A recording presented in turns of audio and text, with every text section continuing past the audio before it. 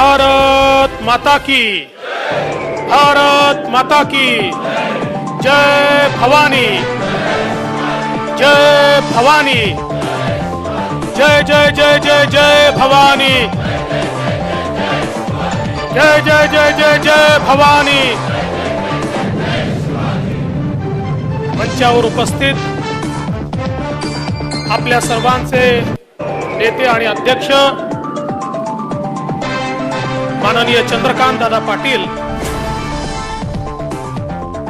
राज्यसभेचे आपले नेते आणि मंत्री माननीय पीयूषजी गोयल, मंचावर उपस्थित आदरणीय शिवप्रकाश जी, सीटी रवि जी, दिलीप सैकिया जी, ओम प्रकाश धुर्वे जी, जयभान सिंह पवैया जी, विनोद तावडे जी, पंकजाताई मुंडे, विजयाताई रहाटकर, त्याचप्रमाणे मंचावर उपस्थित आपले नेते माननीय सुधीरभाऊ मुनगंटीवार, आशिषजी सेलार, आपल्या मंचावर उपस्थित आपले मंत्री आणि पूर्व अध्यक्ष माननीय रावसाहेब पाटील दानवे, डॉक्टर भागवतजी कराड, कपिलजी पाटील, भारतीताई पवार, विनयजी सहस्त्रबुद्धे, प्रवीणजी दरेकर, श्रीकांतजी भारतीय, चंद्रशेखरजी बावनकुळे, रवींद्रजी चव्हाण, अतुलजी सावे, मंगलप्रभात लोढा या ठिकाणी उपस्थित भारतीय जनता पक्षाचे सर्व पदाधिकारी, आपले सन्माननीय खासदार, आमदार, माजी खासदार, माजी आमदार, अध्यक्ष, व्हर्च्युअली आपल्याशी जुळलेल्या सगळ्या जिल्ह्यातील आपल्या कार्यसमितीचे प्रतिनिधी आणि उपस्थित सर्व कार्यकर्ता भगिनी आणि बंधूंनो, आज सकाळपासून आपली ही कार्यकारिणी या ठिकाणी चालली आहे आणि वेगवेगळे प्रस्ताव आपण या कार्यकारिणीमध्ये या ठिकाणी पारित केले आहेत।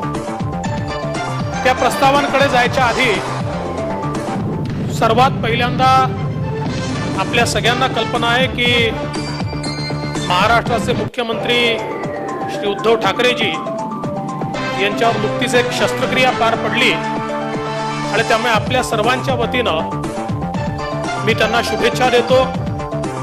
अतिशय वेगानं त्यांना स्वास्थ्य लाभ व्हावा अशा प्रकारची प्रार्थना देखील करतो। आज खरं तर एका अशा परिस्थितीमध्ये ही कार्यकारिणी आपण घेतोय की ज्यावेळी महाराष्ट्रावर एक विश्वासार्हतेचं संकट उभं राहिलं। महाराष्ट्र देशातील सर्वाधिक प्रगतिशील, देशातील सर्वाधिक समृद्ध, सर्वात मोठी अर्थव्यवस्था असलेलं राज्य, पण आज या राज्यामध्ये सरकार कुठं आहे हे विचारण्याची वेळ आपल्यावर आली आहे। सरकारचं अस्तित्व कुठे दिसून पडत नाहीये। एक मुख्यमंत्री आहेत, त्यांना कोणी मुख्यमंत्री मानायला तयार नाहीये। प्रत्येक मंत्री स्वतःला मुख्यमंत्री मानतोय, पण आपल्या स्वतःच्या पलीकडे पाहायला तयार नाहीये। आणि महाराष्ट्रातली जनता ही अक्षरशः रोज होरपळते आहे, पण त्यांच्याकडे लक्ष देण्याकरता, त्यांच्या प्रश्नाकडे पाहण्याकरता आज कोणी या ठिकाणी महाराष्ट्रात आपल्याला पाहायला मिळत नाही। कोणी राज्य म्हणून विचार करत नाही, कोणी जनतेचा विचार करत नाही, कोणी समस्यांचा विचार करत नाही। खरं म्हणजे 5 वर्ष आपलं सरकार होतं। आपल्या सरकारच्या काळामध्ये कशावर चर्चा व्हायची? समृद्धी महामार्गावर व्हायची, मेट्रोवर व्हायची, कर्जमुक्तीवर व्हायची, जलयुक्त शिवारवर व्हायची, शेतकऱ्यांच्या मदतीवर व्हायची, सर्वांना घरं कसं देता येईल याच्यावर व्हायची, डिजिटल इंडियावर चर्चा करायचो आपण, उद्योगीकरणावर चर्चा करायचो। पण आज परिस्थिती काय आहे? यातल्या कुठल्याच गोष्टीवर चर्चा होत नाही। आज या सरकारमध्ये चर्चा कशावर होते? गांजा नाही, हर्बल तंबाखू, सीबीडी स्मोक, वसुली, स्थगिती, बलात्कार, दंगली, खंडणी। या सरकारच्या काळामध्ये ज्या प्रकारचा अनाचार, दुराचार आणि भ्रष्टाचार आपल्याला पाहायला मिळतोय, हा माझा दावा आहे, महाराष्ट्राच्या इतिहासातलं सर्वात भ्रष्ट सरकार म्हणून या सरकारचं नाव हे इतिहासामध्ये दिलं. आज ज्या प्रकारे वसुली चाललेली आहे, म्हणजे केवळ माजी गृहमंत्री जेलमध्ये आहेत एवढ्यापुरते सीमित नाहीये. जसं एक वाझे आपण बघितला, प्रत्येक विभागात एक वाझे आहे, आणि ज्या प्रकारे सरकार सामान्य करता नाही, सरकार जे चाललेलं आहे ते कायद्याचं राज्य नाही, कायदे द्याचं राज्य. फक्त आम्हाला काय मिळणार आहे, आणि आपण जर एक एक आकडा बघितला तर मन थक्क होईल. आपल्याला कल्पना आहे की नुकत्याच काही धाडी पडल्या होत्या, आणि आयटी विभागाच्या या धाडींमध्ये आयटी विभागाने जी प्रेस नोट त्या ठिकाणी जारी केली, कुठे 1000 कोटीची दलाली, कुठे 500 कोटीची दलाली, कुठे 400 कोटीची दलाली, म्हणजे हजारो कोटी रुपये या ठिकाणी अक्षरशः वाटमारी चालली आहे. हजारो कोटी रुपयाची लूट चाललेली आहे. पण सामान्य शेतकऱ्याकडे मात्र वळून पाहायला कोणी तयार नाही. आज सुधीर भाऊंनी अतिशय सुंदर राजकीय प्रस्ताव आपल्यासमोर मांडला, आणि या राजकीय प्रस्तावातनं अक्षरशः या सरकारचे कपडे काढण्याचं काम या ठिकाणी सुधीर भाऊंनी केलं. पण सुधीर भाऊ यांचे किती कपडे काढले तरी निर्लज्जांना काही फार परिणाम होतो असं नाही आहे. त्यामुळे आता आपल्याला या सरकारच्या विरोधात एल्गार पुकारून रस्त्यावर उतरावंच लागेल. आणि आता कोरोना आहे असं सांगून हे सरकार आम्हाला थांबवू शकणार नाही. गेली 2 वर्ष आम्ही आंदोलन करतो म्हटलं की आम्हाला थांबवत होते, आमच्यावर गुन्हे टाकत होते, पण आता ते देखील या सरकारला करता येणार नाही. त्यामुळे संघर्ष हा रस्त्यावर करण्याची वेळ आज या ठिकाणी आली आहे. आणि ज्या प्रकारे बुद्धिभेद वेगवेगळ्या प्रकारे केला जातो, खरं म्हणजे राजकारणाच्या गुन्हेगारीकरणाच्या संदर्भातला देखील प्रस्ताव आपल्यासमोर आशिष शेलारांनी मांडला. आणि ज्या प्रकारे गुन्हेगारीकरण आपल्याला पाहायला मिळत आहे, अक्षरशः देशद्रोह्यांसोबत पार्टनरशिप चाललेली आहे. त्यांच्या जमिनी तुम्ही घेतात. आज गावागावामध्ये तुम्ही जाऊन बघा जिल्ह्याची अवस्था काय आहे. आज जिल्ह्यामध्ये गेल्यानंतर त्या ठिकाणी अवस्था अशी आहे, एक नेक्सस तयार झालाय. मंत्री आहेत, काही आमदार आहेत, काही अधिकारी आहेत, एकमेव काम चाललंय, अवैध रेती, अवैध दारू, सट्टा, असा नेक्सस तयार झालाय. आणि आपण असं म्हणतो ना मराठीत, म्हातारी मेल्याचं दुःख नाही, काळ सुकावतोय. या महाराष्ट्रामध्ये किमान अशी अवस्था यापूर्वी आपण कधी बघितली नव्हती. पण ही अवस्था जर या महाराष्ट्रात तयार झाली तर उद्या कोणाचंही राज्य आलं तरी महाराष्ट्राला पूर्वपदावर आणण्याकरता खूप प्रयत्न करावे लागतील. कारण एकदा भ्रष्ट मार्गाने चालण्याची सवय ही जर नोकरशाहीला लागली तर ती नोकरशाही मग पूर्वपदावर येत नाही. काय अवस्था आहे पोलीस विभागाची, कशा प्रकारच्या ट्रान्सफर झाल्या. आज ज्या प्रकारचा अहवाल सीबीआय कडे आहे आणि ज्या प्रकारच्या पोस्टिंग होत आहेत, कुठल्या तोंडानं आमचे नेते पोलीसवाल्याला सांगणार आहे भ्रष्टाचार थांबव. कोटी कोटी रुपये देऊन जर पोलीसचे अधिकारी हे त्या पदांवर येत असतील, आणि खरं म्हणजे आता परिस्थिती अशी आहे, अनेक चांगले अधिकारी मला भेटतात, कारण महाराष्ट्राची नोकरशाही चांगली आहे.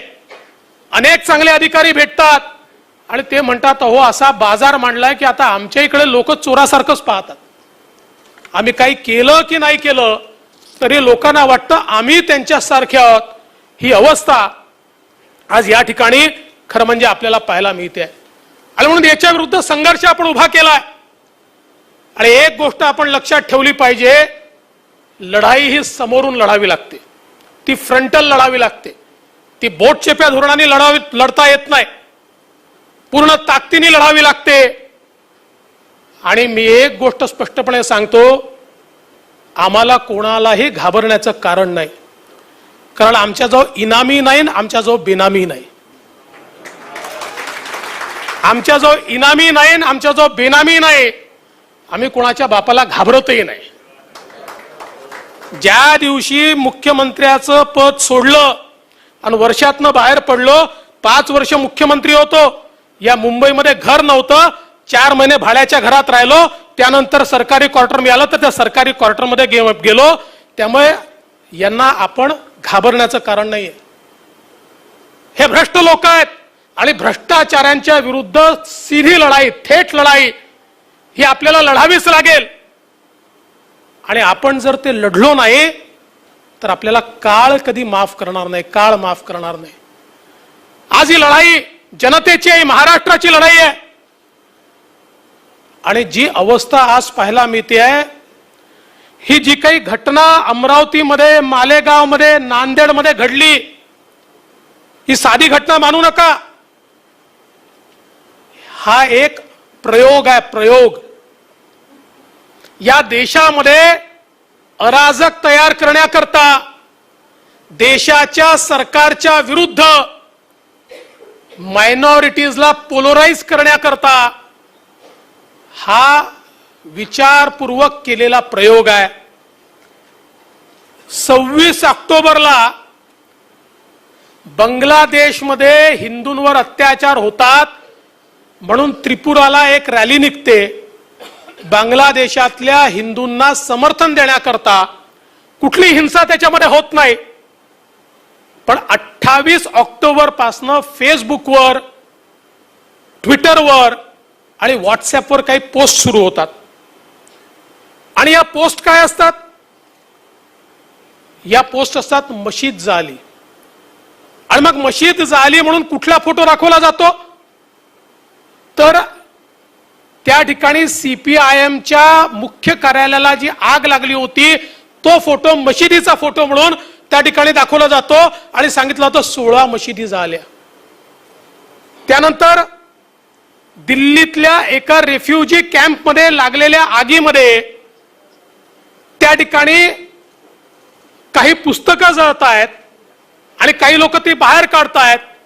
त्याचा फोटो दाखवला जातो की त्रिपुरामध्ये कुराण जाळण्यात आलं, कुराण जाळण्यात आलं. जुन्या मिरवणुकीचे फोटो दाखवून, शोभायात्रांमधले फोटो दाखवून त्याच्यावर लिहिलं जातं की बघा हिंदू हे मोठ्या प्रमाणात आता मुसलमानांवर त्रिपुरामध्ये अटॅक करतायत. आणि एवढंच नाही तर पाकिस्तानच्या प्रकल्पातले फोटो हे त्रिपुराचे फोटो म्हणून सोशल मीडियावर टाकले जातात आणि संपूर्ण देशामध्ये अनरेस्ट तयार करण्याचा प्रयत्न केला जातो. आणि आश्चर्याची गोष्ट अशी आहे की या देशातले एक प्रमुख नेते राहुल गांधी, ज्यांना याची संपूर्ण कल्पना असते की त्रिपुरात घडलं नाहीये, कुठली मशीद तोडली नाहीये, कुणाला आग लावली नाहीये, कुठलं कुराण जाळलेलं नाहीये, कुठल्या मुस्लिम समाजाच्या किंवा अल्पसंख्याक समाजाच्या व्यक्तीला इजाही पोचली नाहीये. पण 8 नोव्हेंबरला राहुल गांधी ट्विट करतात की त्रिपुरामध्ये खूप मोठ्या प्रमाणात मुस्लिमांवर अत्याचार होतोय. आणि लगेच 11 नोव्हेंबरला या ठिकाणी अमरावती असेल, मालेगाव असेल, नांदेड असेल, या ठिकाणी भव्य मोर्चे निघतात. आणि कोणाच्याही ध्यानीमनी नसताना हजारो लोक महाराष्ट्रातल्या वेगवेगळ्या शहरांमध्ये एकाच वेळी मोर्चे काढू कसे शकतात? बिना प्लॅनिंगचा असा मोर्चा निघू कसा शकतो? आणि जर प्लॅनिंग झालं तर सरकारला माहिती नाही, गुप्तचर यंत्रणांना माहिती नाही, आयबीला माहिती नाही, संपूर्ण सरकारच्या समर्थनाने निघालेले हे मोर्चे आहेत. हा प्रयोग आहे, प्रयोग. या देशामधला हा पोलरायझेशनचा प्रयोग आहे. आणि मग निवडून निवडून त्या मोर्चांमध्ये हिंदूंची दुकानं तोडली जातात, जाळली जातात. पण त्याच्यावर कोणीतरी बोललं का? ज्या वेळेस हिंदूंची दुकानं जाळली गेली, महाविकास आघाडीचा एक तरी नेता बोलला का? अरे दुकान हिंदूचं असो की मुसलमानाचं असो, जाणं चुकीचंच आहे. पण तेव्हा मात्र महाविकास आघाडीच्या नेत्यांची तोंड शिवली जातात. मला आता आश्चर्य वाटतं, संजय राऊत यांचं म्हणजे ते मराठीतलं गाणं आहे ना, अरे कोण होता असं तू, काय झाला असं तू, अरे वेड्या असा कसा वाया गेला असं तू.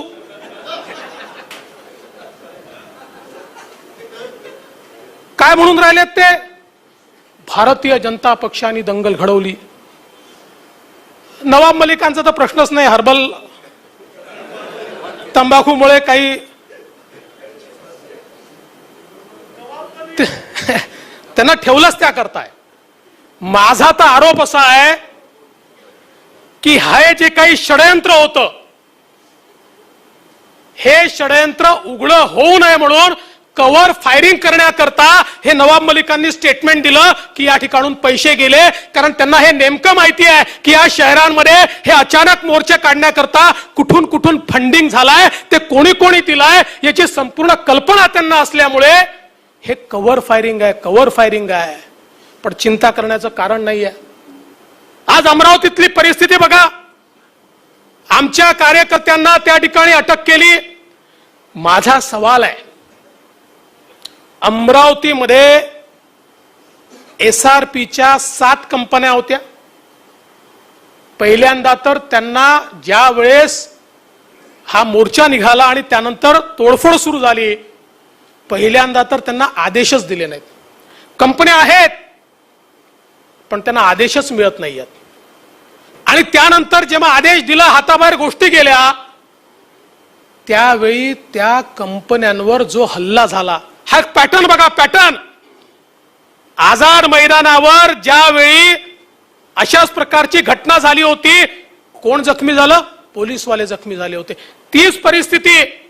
आज माझा सवाल आहे, SRPच्या 5 जवानांना त्या ठिकाणी त्यांच्यावर गोटे मारले गेले, त्यांना गंभीर जखमी केलं.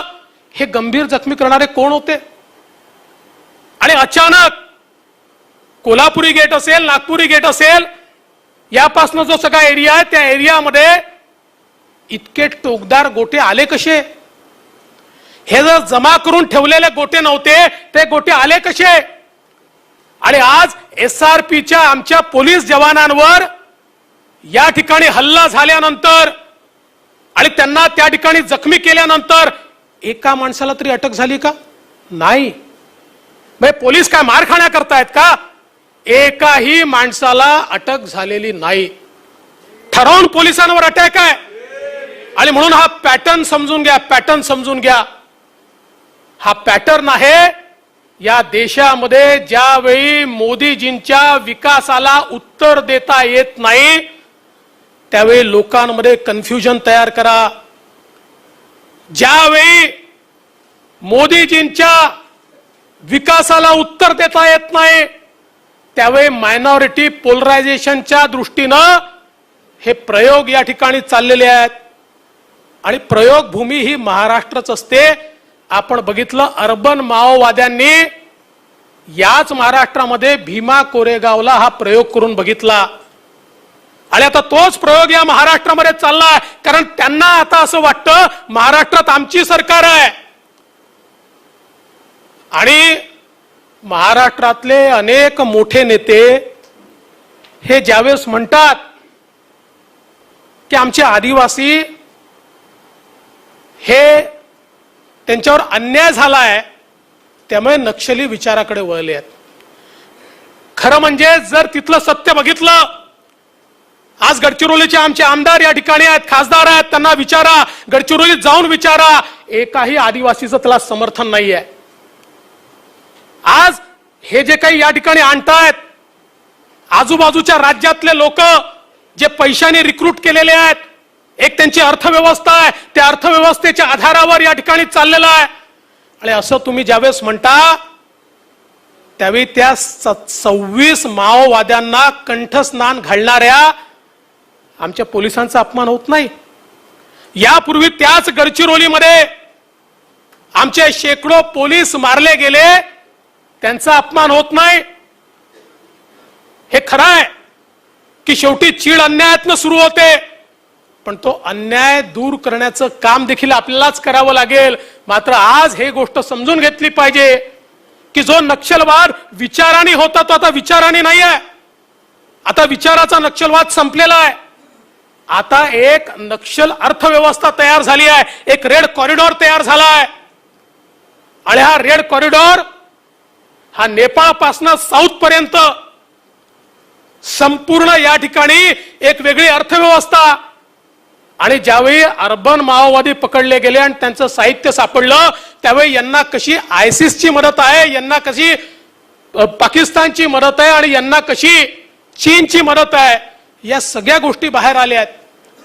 आणि म्हणून हा जो काही पॅटर्न आहे हा गंभीर आहे, हा आपल्याला समजून घ्यावा लागेल. आणि एक गोष्ट निश्चितपणे या ठिकाणी आपण सगळ्यांनी खुणगाठ बांधली पाहिजे. भारतीय जनता पक्षाचा कार्यकर्ता कधीही दंगल करणार नाही. आम्ही दंगल करणारे लोक नाही आहोत. आम्ही कधीही निष्पाप लोकांवर हल्ला देखील करणार नाही. उलट एखाद्या मायनॉरिटीच्या निष्पाप माणसावर हल्ला होत असेल तर तो हल्ला आम्ही परतवून लावू, पण आमच्या अंगावर कोणी चालून आलं तर त्याला सोडणार देखील नाही. जे दादांनी सांगितलं खरं आहे. जर कोणाला असं वाटत असेल की आता आमचं सरकार या ठिकाणी आहे म्हणून आम्ही अशा प्रकारचे मोर्चे काढून हिंदूंची दुकानं जाळू, हे आता आम्ही होऊ देणार नाही. हे बरोबर नाही. आणि याच्यावर कारवाई जर सरकारने केली नाही तर जनतेला रस्त्यावर उतरावं लागेल. आणि तेच अमरावतीमध्ये आपण बघितलं.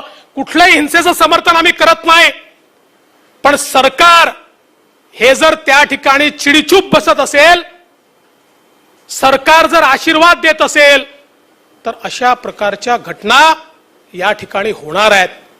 आणि म्हणून मला असं वाटतं आपण सगळ्यांनी हे लक्षात ठेवलं पाहिजे.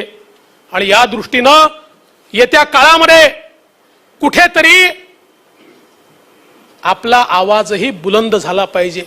ठीक आहे, आपले जे जुने मित्र होते, स्वतःला हिंदुत्ववादी म्हणवणारे होते, ते आता अजान स्पर्धा घेत असतील, ते आता उर्दू मध्ये कॅलेंडर काढून जनाब हिंदू हृदय सम्राटांना जनाब बाळासाहेब ठाकरे लिहित असतील, त्यांना ते लखलाभ आहे.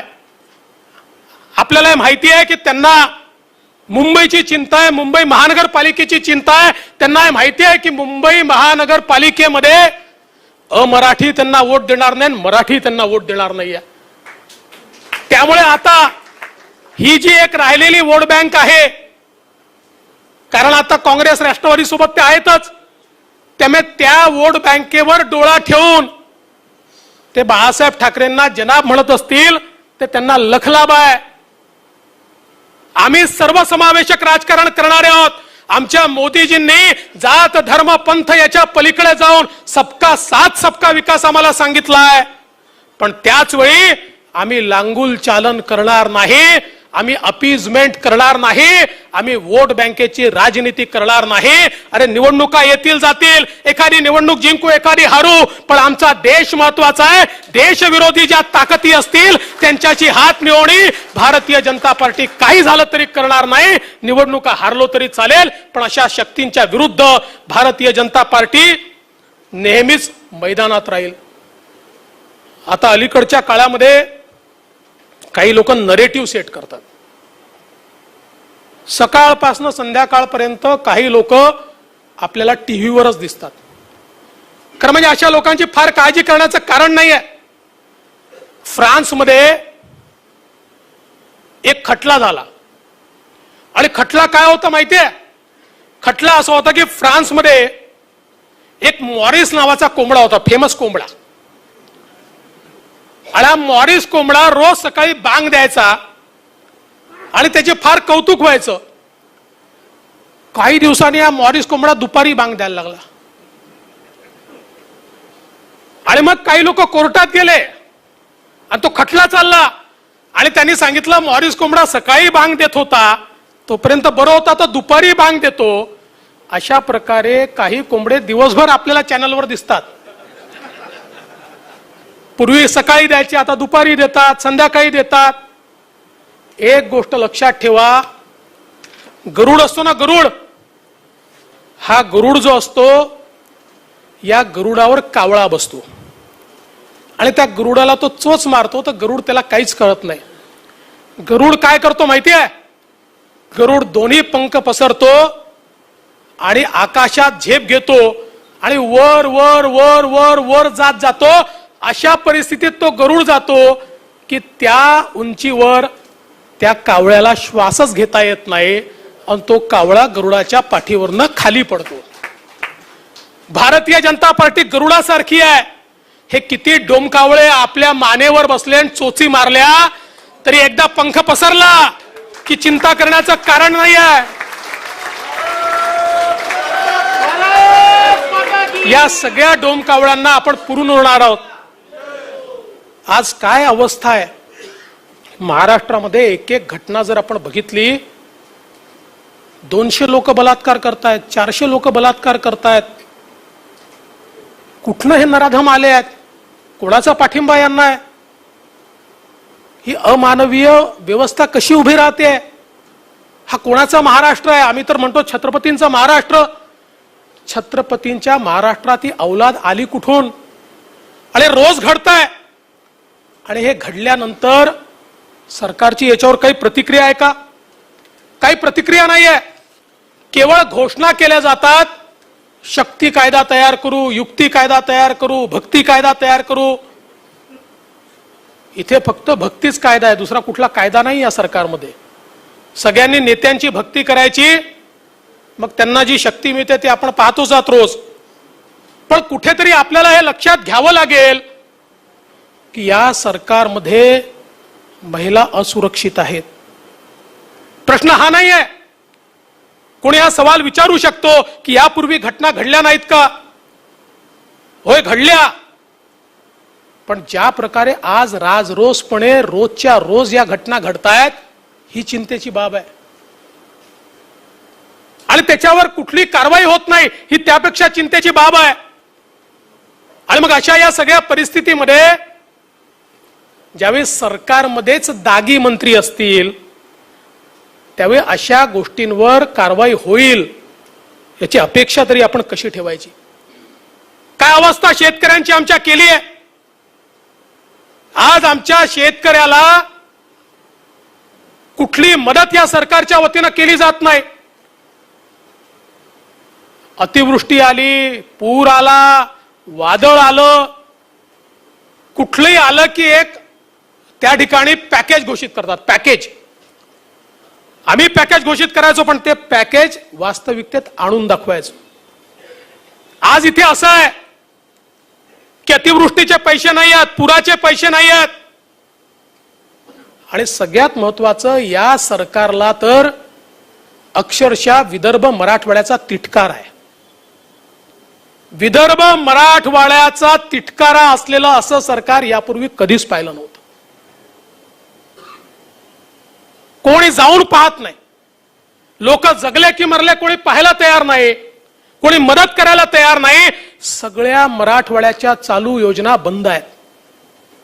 वॉटर ग्रिड बंद आहे, वाहून जाणारं पाणी आणण्याची योजना बंद आहे.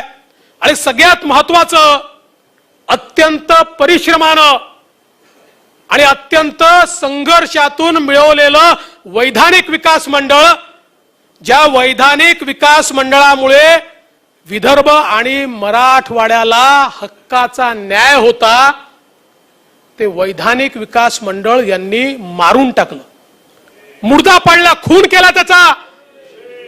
पण आश्चर्याची गोष्ट आहे बघा, सत्ता कशी असते. विदर्भ मराठवाड्यातला सत्ता पक्षाचा एकही आमदार आणि एकही मंत्री याबद्दल सकार शब्द काढायला तयार नाही, बोलायलाच तयार नाही आहे. कारण सगळ्यांना माहिती आहे याच्यावर बोललं आणि कुठेतरी आपल्यावर वेगळी नजर आली तर मग आपलं काय होईल या भीतीनं कोणी बोलायला तयार नाहीये. सिंचनाच्या योजना बंद केल्या, पिण्याच्या पाण्याच्या योजना बंद केल्या. सुधीर भाऊ ज्यावेळेस आमचे अर्थमंत्री होते त्यावेळेस आपण डिफरन्शियल टॅरिफ दिलं होतं. त्या ठिकाणी उद्योग आले पाहिजे, उद्योगाला सवलत दिली होती. 5 वर्षामध्ये विदर्भ मराठवाड्यासहित महाराष्ट्रातल्या एकाही शेतकऱ्याचं वीज जोडणी आपण कधी कापली नाही.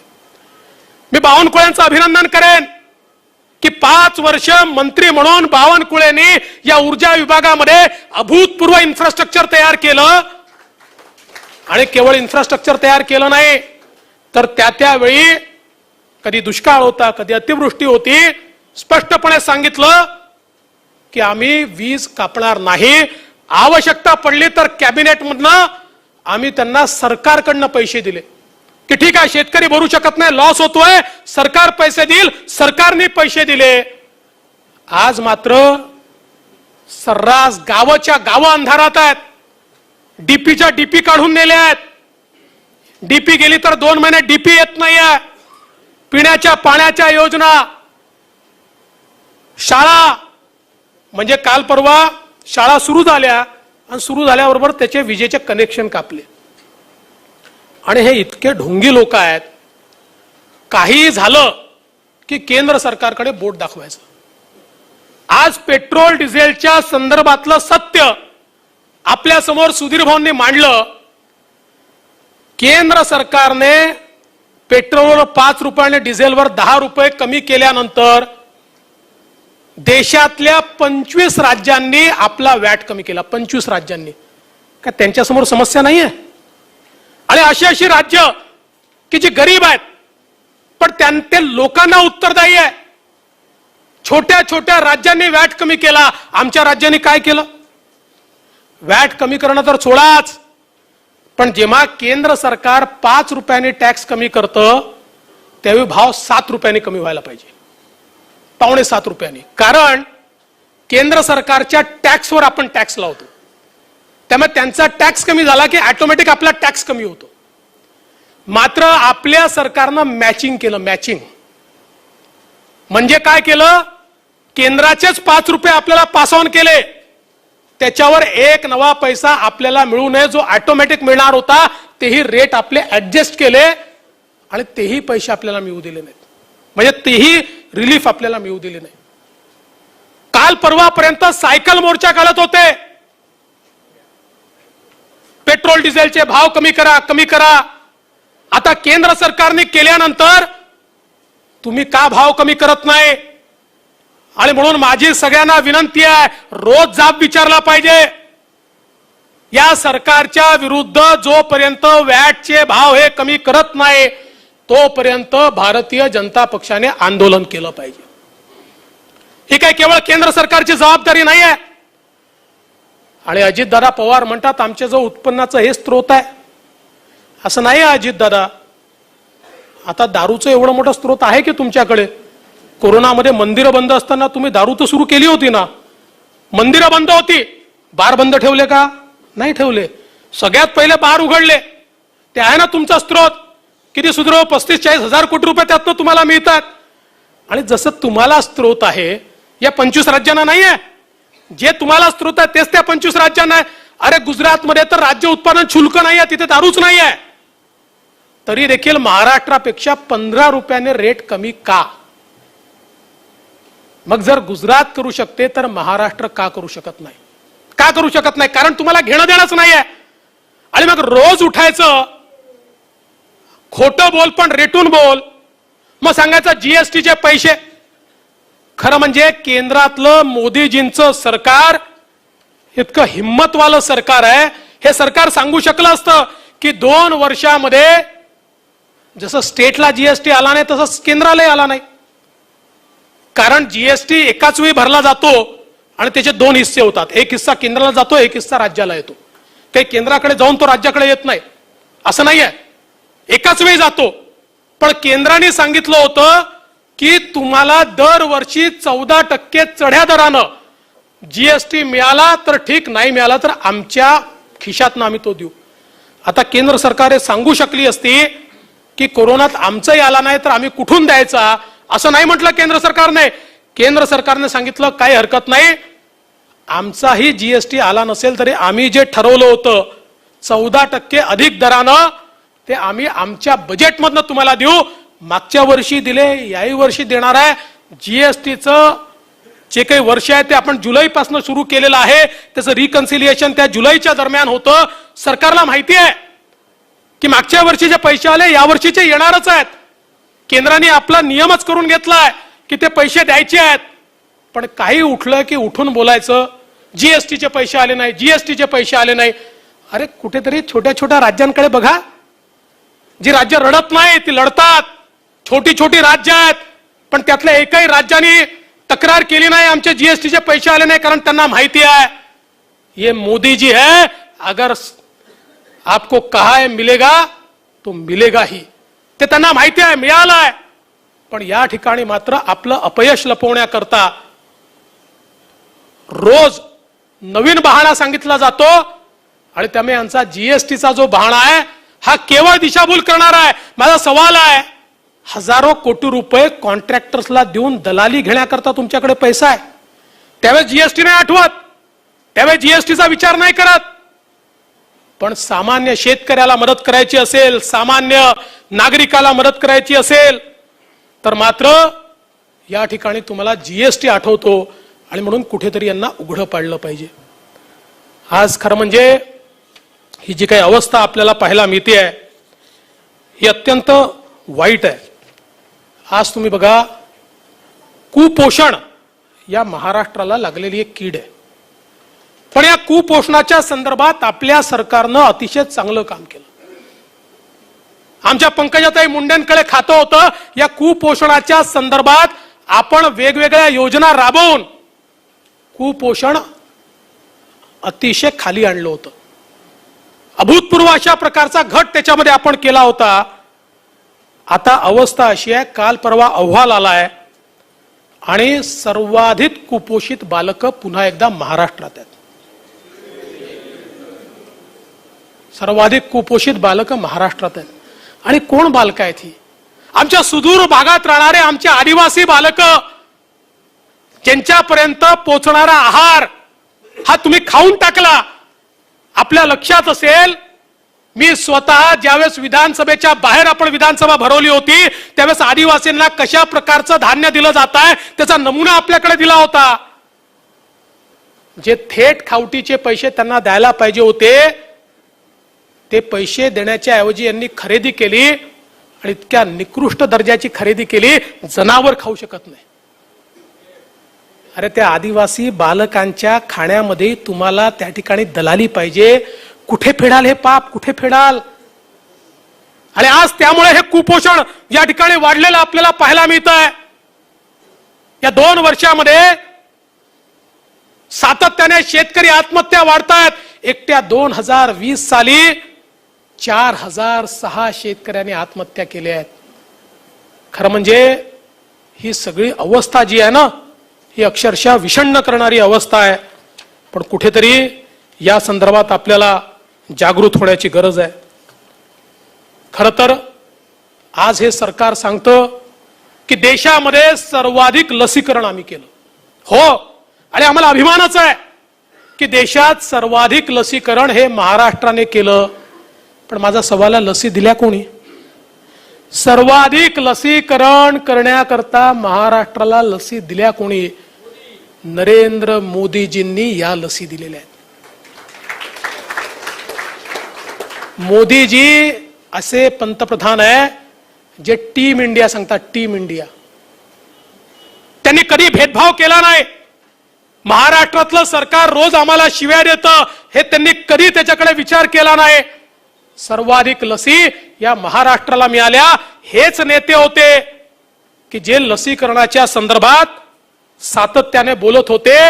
पण मोदीजींनी जो करिश्मा करून दाखवला या देशामध्ये, ज्यावेळेस मोदीजींनी सांगितलं की आपल्या देशात निर्मित केलेल्या लसी आपण वापरू, काँग्रेसचे नेते राहुल गांधी विदेशी लसींना परवानगी का देत नाही म्हणून त्या ठिकाणी सांगत होते. आणि देशी लसींच्या भरोश्यावर हे होऊ शकणार नाही. पण मोदीजींनी स्वतः त्या ठिकाणी लसीकरणाच्या करता प्रयत्न केले. त्या ठिकाणी वैज्ञानिकांपर्यंत गेले, त्या इन्स्टिट्यूटमध्ये गेले, त्यांना ऍडव्हान्समध्ये पैसे दिले, त्यांना त्या ठिकाणी व्यवस्था उभ्या करून दिल्या आणि त्यातनं लसीकरणाकरता आपल्या भारतीय शुद्ध लसी आपण तयार केल्या.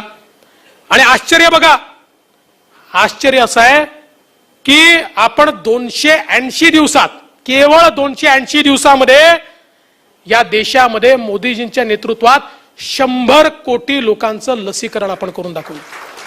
हा जगाच्या इतिहासातला एक रेकॉर्ड आहे. संपूर्ण जगामध्ये जे लसीकरण झालंय त्या लसीकरणामध्ये भारत सगळ्यांच्या पुढे आहे. म्हणजे आपण जर अमेरिकेचा विचार केला तर अमेरिकेच्या संपूर्ण लोकसंख्येला 2 डोस दिल्यानंतर, 3रा डोस दिल्यानंतर देखील भारताचं लसीकरण जास्त आहे. संपूर्ण युरोपची जी लोकसंख्या आहे त्या संपूर्ण युरोपच्या लोकसंख्येला 1 डोस पूर्ण देऊन त्यातल्या अर्ध्या लोकसंख्येला 2रा डोस देता येईल, त्याहीपेक्षा जास्त लसीकरण हे आपण या ठिकाणी भारतामध्ये केलं आहे. आणि याकरता मोदीजींनी 21 बैठकी मुख्यमंत्र्यांसोबत घेतल्या. कुठे कमी पडताय, कोण कमी पडताय?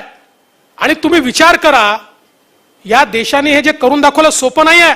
आज तुम्ही आणि आम्ही बिना मास्कचे बसू शकतो, एकत्रित बसू शकतो. अर्थव्यवस्था सुरू झाली आहे, अर्थव्यवस्था पुढे जाते आहे. आज सांगितलं जात आहे की जगातली सगळ्यात धावणारी अर्थव्यवस्था ही भारताची यावर्षी असणार आहे. हे आपण का करू शकतोय? हे लसीकरण जर झालं नसतं तर करू शकलो असतो का? हे केवळ लसीकरणामुळे आपण करू शकतोय. आणि याकरता या देशामध्ये, देशाच्या कानाकोपऱ्यामध्ये, वरपासनं खालपर्यंत, आडवं उभं कुठल्याही भागात, पहाडामध्ये, रेगिस्तानामध्ये, बर्फामध्ये, प्रत्येक ठिकाणी लस पोचली पाहिजे. आणि ती कोल्ड स्टोरेजच्या माध्यमातून त्याच टेम्परेचरवर त्याच दिवशी पोचली पाहिजे. हे सोपं काम नव्हतं. अतिशय कमी वेळामध्ये 1 लाख कोल्ड स्टोरेजची चेन आपण तयार केली आणि त्या कोल्ड स्टोरेजच्या सप्लाय चेनच्या माध्यमातून रोज वेळेवर या सगळ्या लसी आपण उभ्या भारतामध्ये माननीय मोदीजीच्या नेतृत्वात पाठवू शकलो. आणि म्हणून आज भारताचं लसीकरण झालं आणि भारत आज या कोरोनाच्या 3ऱ्या लाटेतनं आपण बाहेर आलोय. आणि आज तर कोविन सारखा ऍप आपण तयार केला की ज्या कोविन ऍपने काय केलं त्याच्यावरही हे सांगत होते, कोविन ऍप कशाला पाहिजे, तुम्ही डेटा लोकांचा घेताय, तुम्ही त्याचा गैरउपयोग करणार आहे.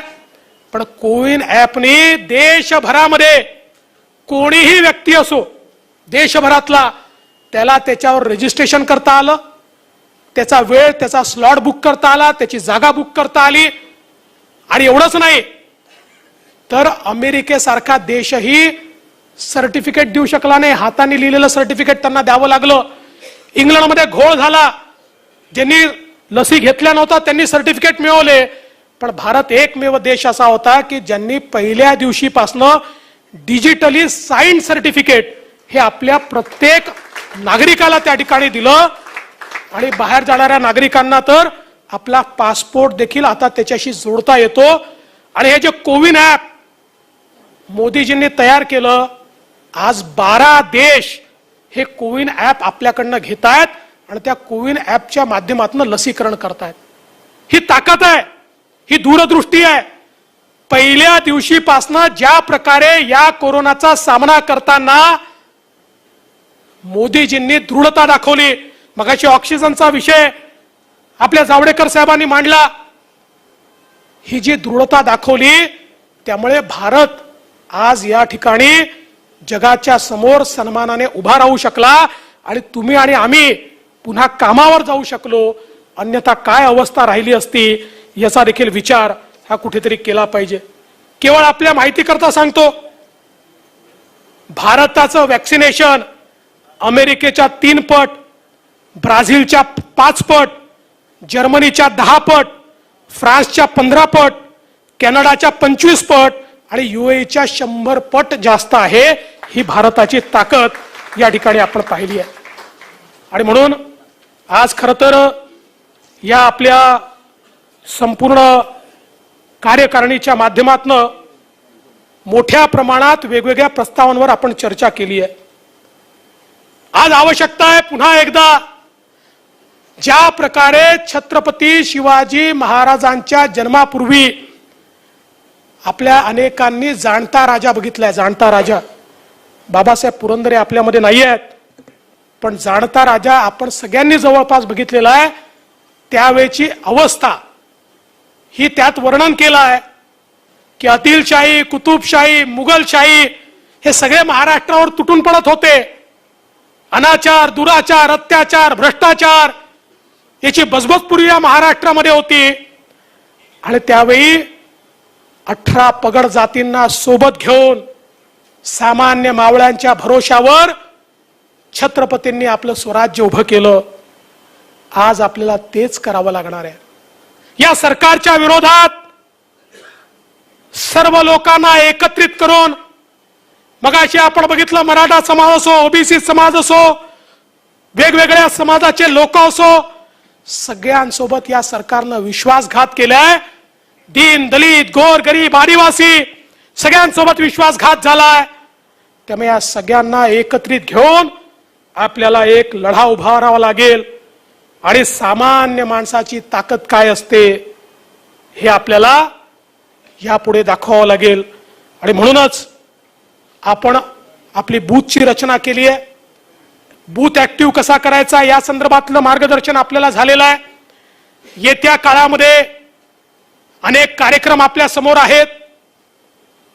माझी आपल्या सगळ्यांना एवढीच विनंती असणार आहे की आता लढाई करता मैदानात उतरलो, अर्ध्या मनाने उतरायचं नाही. सरकार येत आहे का येत नाही मनातनं काढून टाका. येईल तर बोनस, काही चिंता करायचं नाही. जनतेकरता लढायला उतरलो आहे, जनतेकरता. येईल त्या दिवशी येईल, पण जनतेकरता लढायला उतरायचं तर आपली अंतिम लढाई आहे असं समजून उतरायचं. अंतिम लढाई. आणि अनेक लोकांना असं वाटेल लढाई म्हणजे काय, आपण काय शस्त्रबिस्त्र घेऊन उतरणार नाहीये. लोकशाहीने आपल्याला ज्या आंदोलनाचा अधिकार दिलाय ते आपलं शस्त्र आहे. ही जी जनता आहे त्या जनतेचं जे प्रेम आहे ते आपलं शस्त्र आहे. जनतेचा जो मोदीजींवर विश्वास आहे ती आपली शिदोरी आहे. ही शिदोरी आणि हे शस्त्र घेऊन जनतेच्या कल्याणाकरता आपल्याला मैदानात उतरावंच लागेल. आणि येत्या काळामध्ये आपण जर मैदानात उतरलो तर पहिल्यांदा स्थानिक स्वराज्य संस्थाच्या निवडणुका आहेत, त्या निवडणुकांमध्ये यांना आपण पाणी पाजू. आणि त्यानंतर जेव्हाही या महाराष्ट्रामध्ये निवडणुका होतील त्यावेळी भारतीय जनता पक्षाचं स्वतःच्या भरोशावरचं स्वतःचं सरकार हे आपण आणून दाखवू. हा विश्वास तुमच्या भरोशावर व्यक्त करतो आणि माझं बोलणं संपवतो. जय हिंद, जय महाराष्ट्र.